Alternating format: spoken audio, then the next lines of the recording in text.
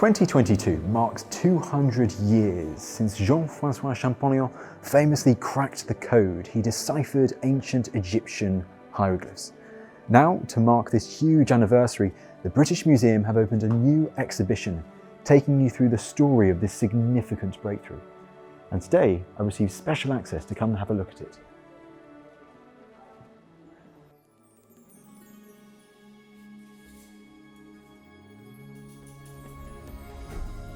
Earlier this year, I visited Egypt to see some of its most stunning ancient sites up close, looking at individual hieroglyphs and the amazing information they have revealed about this land's distant past. Ever since, I've been keen to learn more about how these symbols were deciphered. It's an incredible story that the British Museum tells in their newest exhibition. From ancient papyri to medieval Arab manuscripts, the exhibition is filled with wonderful objects that each have their own story to tell. And right at its heart is one of the world's most famous artifacts, the Rosetta Stone, the great keystone of it all. Curator Dr. Ilona Rogosky is going to tell me more. Ilona, first off, it's absolutely wonderful to be here and to see such an incredible object so, well, up close in your new exhibition. But first off, we've all heard the name Rosetta Stone, but what exactly is it? The Rosetta Stone is a stela that was probably set up in a temple. The text inscribed on it is a priestly decree that was issued on the 27th of March, 196 BC, by a council of priests who come together in the city of Memphis. And the king, Ptolemy V, comes to Memphis to join the priests on this occasion. Ptolemy V was a Greco-Macedonian king who ruled Egypt between 204 and 180 BC. Although his reign would be plagued by conflict, both inside and outside of Egypt, his subjects honoured him as the beneficent. It tells us basically in 3 different scripts, 2 languages, that the king should be treated as a god because he did so many good deeds for the country. And the end of every text of each version tells us that it had to be carved in hard stone, which apparently happened, and it had to be set up in all the important temples of Egypt. And so, Ilona, we've got these 3 different texts here. What languages are these? At the bottom we have ancient Greek, which is a language that was known at the time of discovery in 1799. And so that's why the hope immediately rose that perhaps this could be used to decipher the 2 Egyptian scripts. In the middle we have Demotic, which was the language and the script of the time, the daily language. And at the top we have Hieroglyphs, which is basically reflecting the same language as the Demotic. The early 2nd century BC was an extraordinary time in Egypt's long and fascinating ancient history. This was when Egypt was ruled by the so-called Ptolemaic dynasty, Greco-Macedonian rulers who reigned over this land in the wake of Alexander the Great's death. Ruling from the rich and vibrant city of Alexandria, the Ptolemies reigned over a land where both Greek and Egyptian was spoken all along the River Nile. During the 2nd century BC, Egypt was very much a multicultural and a bilingual country, so those who could read and write would probably have been able to do so in Egyptian and in Greek. And especially the officials who were working in the centralized administration, they would probably have worked in Greek but could have been speaking Egyptian at home. So we have this very interesting interaction between these languages. We think that the text probably originally is a Greek text because to honor the pharaoh as a god is not something very Egyptian. We don't find this kind of decree in earlier periods. So we think that the type of text was imported from Greece and then translated into the 2 Egyptian language to give it a local veneer, if you want. This is a good example of Hellenistic ruler cult coming to Ptolemaic Egypt, isn't it? Yes, yeah. The wording of the Rosetta Stone gives us an invaluable insight into how the Ptolemies ruled Egypt. But another great part of this object's story is how it was found. So, how was this stone discovered? The stone was discovered in the foundations of a building, of a fort, in present-day Rachid, a city that the French called Rosette, Little Rose. And it was reused as a building block in a way. We don't know when this happened, so the original place where the stone would have been set up is unknown to us. We can make suggestions, but it was really Rachid, present-day Rachid, where the stone was found. And immediately upon discovery, it was realized that this could potentially be the key to decipherment. So it was immediately assumed that the stone was an important object. The stone was initially discovered by the French, but following the defeat of Napoleon's expedition to Egypt, it was handed over to the British as part of the capitulation of Alexandria. Transported to Britain by sea, the stone was placed in the fledgling British Museum in 1802.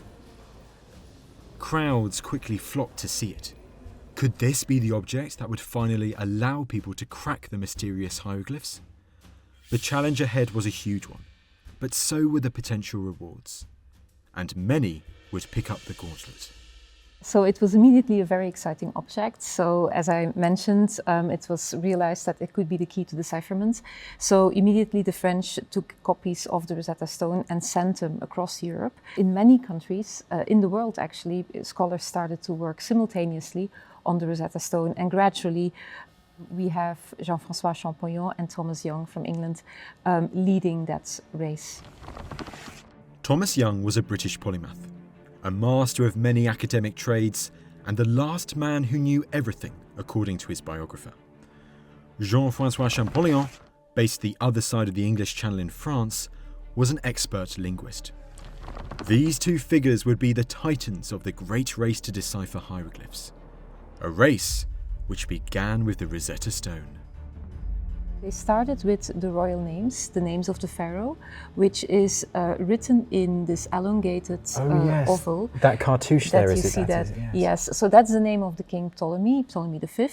And the ancient Egyptians wrote 4 names phonetically, which means one sound, one letter, in a way alphabetically. So the scholars could start with those letters and create a kind of alphabet of about 26 letters that could then be used to read other parts of the text. And so in the whole race to decipher hieroglyphs, how significant is this particular object, is the Rosetta Stone?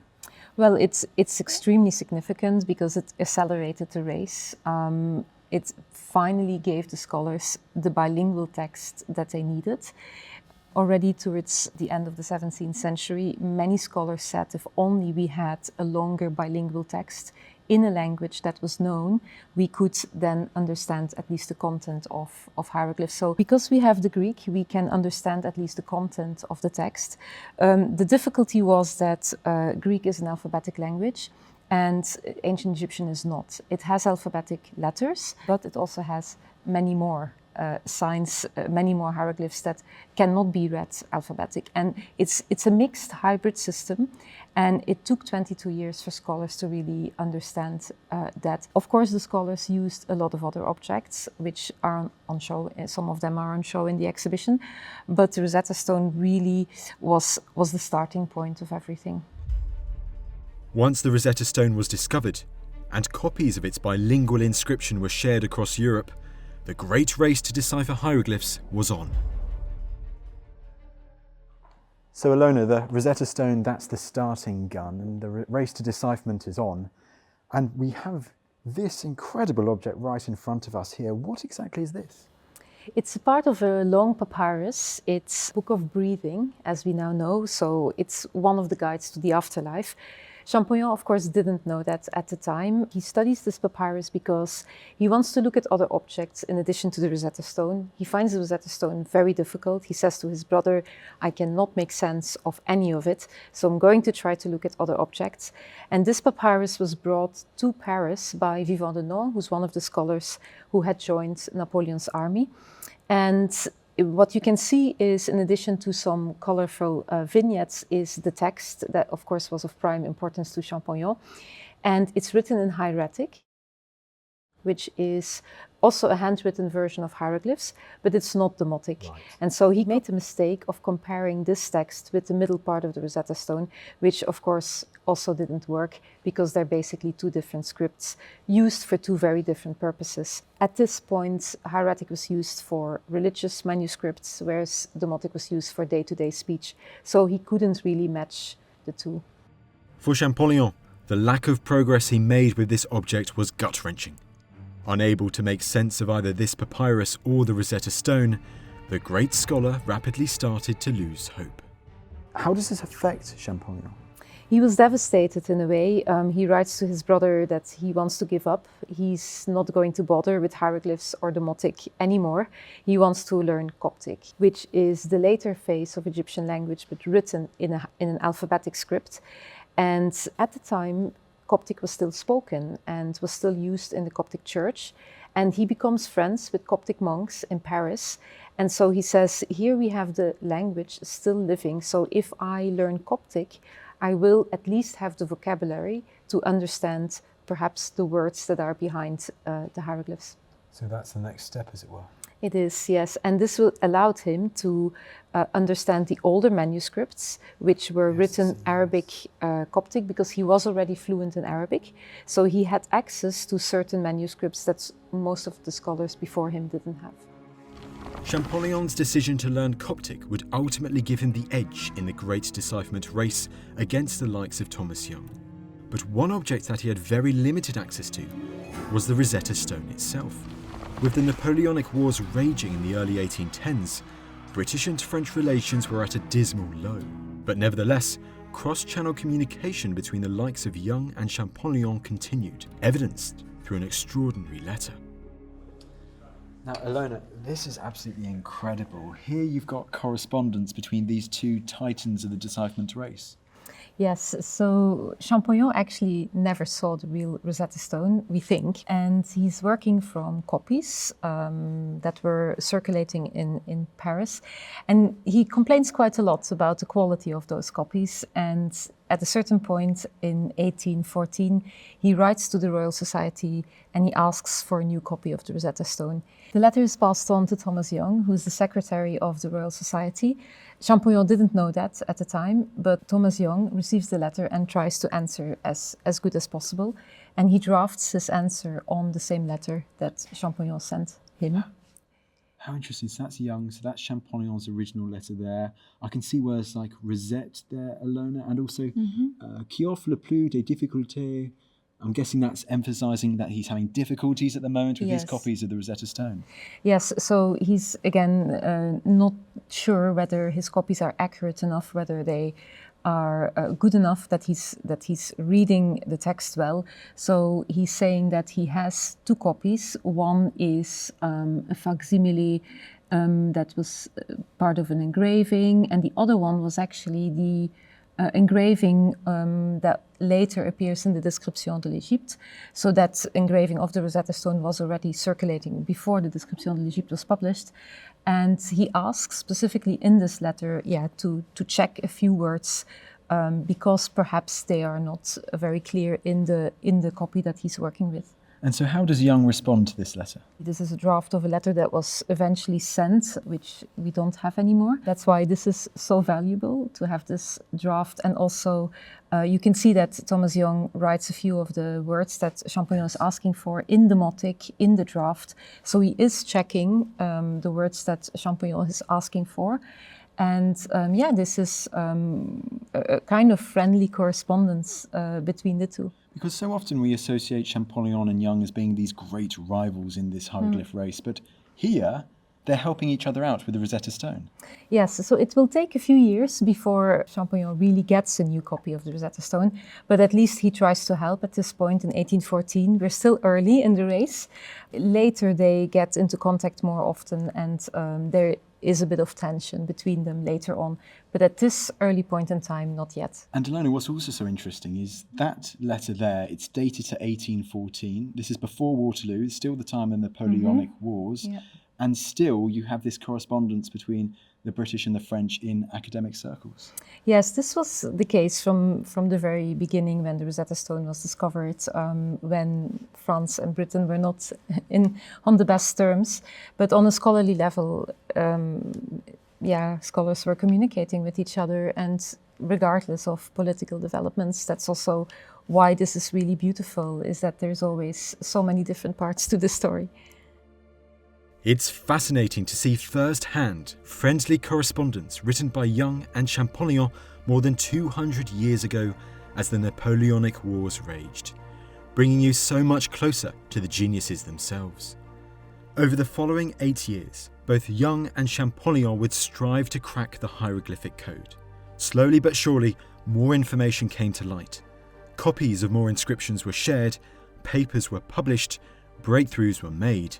On the Rosetta Stone, Thomas Young correctly presumed that each symbol within the cartouche of King Ptolemy had a phonetic value. Basically, that each symbol had a different sound. But Young didn't quite translate the correct sound value for each of the symbols. The spotlight thus turned to a reinvigorated Champollion, who, taking advantage of his newfound understanding of Coptic, worked tirelessly to put in place the final pieces of this great linguistic puzzle.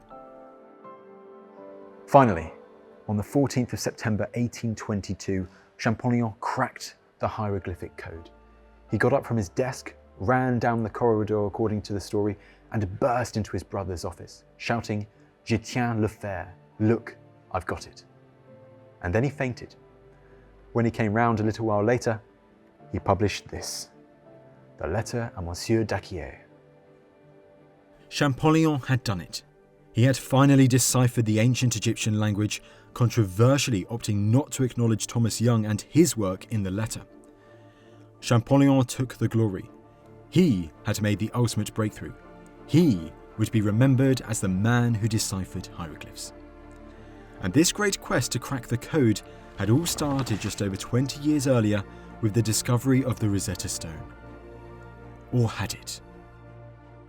Now, Ilona, it's important to highlight, isn't it? Although the Rosetta Stone is incredibly significant, that's not year zero in the decipherment story, is it? There are people who were fascinating in deciphering this ancient language for centuries before the stone. Well, it starts in Egypt itself, in the first place, of course, because Egyptians and other Arab travelers in the medieval period who went to Egypt were intrigued and inspired by the hieroglyphs they saw on temple walls and on the walls of tombs and on objects that were just standing around. And they tried to give their own interpretations to hieroglyphs. They started to decipher themselves. They started to identify individual signs, as you can see in some of the manuscripts. Look at that. So actually, Ilona, looking at all of these objects, the story of deciphering hieroglyphs, it's not just 20 years long, it's more than 1,000 years long. Yes, in a way, this is true. It started already, of course, in Egypt itself, and Arab medieval scholars and Coptic monks also made huge contributions on which later scholars will build. And one of the very important contributions is that they acknowledged that Coptic contained the remnants of ancient Egyptians. And as Arabic becomes more widespread in Egypt, these Coptic monks are afraid that they're losing their language, and they start to copy manuscripts from Arabic into Coptic, and thereby preserving some of the knowledge of these texts. And we can see a papyrus here that is one of the few examples we still have. It's on loan from the Bodleian Library, and it's one of those magical Arabic manuscripts translated into Coptic.